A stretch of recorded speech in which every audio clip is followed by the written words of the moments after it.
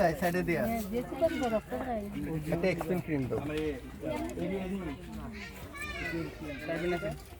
এটা দিনে 2-3 বার লাগাবেন। আর হাতে যদি ময়লা টলা লাগে বা এটা যদি সাবান বেশি লাগান বা হাত বেশি ভিজান তাহলে ভালো হইতো না। বুঝছেন কি বলছি? এটা লাগাবেন মলমটা দিনে 2-3 বার। আর এটা কিটোরলটা দাও। হ্যাঁ দিচ্ছি। আর এটা প্রত্যেকদিন এটা একদিন পর পর খাইবেন 10 দিন। ঠিক আছে যান। কি চুলকানিটা দেখাইতে হইব তো।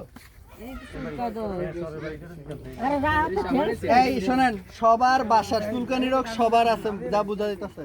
সবার বাসার কাপড় চোপড় গরম পানির সাথে গরম পানি দিয়ে ধুইবেন, যেটি পড়তাছেন কাপড় চোপড়, বালিশের কভার, বিছনার চাদর, বুঝছেন?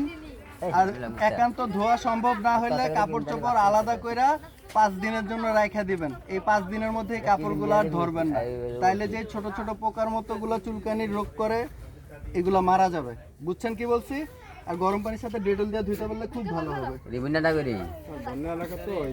এই লোশনটা গলার থেকে পায়ের তালু পর্যন্ত লাগাইবেন। এটা বাসার সবাই লাগাবে, যার হইছে সেও লাগাবে, যার হয় নাই সেও লাগাবে। এটা প্রত্যেকদিন রাত্রে লাগাবেন, পরের দিন দুপুরে গোসল করবেন। 14 ঘন্টা এই ওষুধটা যাতে শরীরে থাকে। আর হাতটা ধুইলে এটা আবার লাগাই ফেলবেন। তখন সকালে যদি হাতটা ধোয়া পড়ে এরপর আবার লাগাই ফেলবেন হাতটা। এটা সবার জন্য, যারা দিব তারা সবার জন্য, বাসার সবার জন্য। নাইলে এটা বাসা থেকে নির্মূল করতে হবে এই রোগ।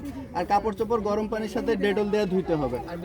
এটা টানা 3 দিন লাগাবেন, রাত্রে দুপুরে গোসল করবেন, বা গোসল না করলে আরো ভালো। এখন ঘাইমা টাইমা গেলে তো গোসল করতেই হবে।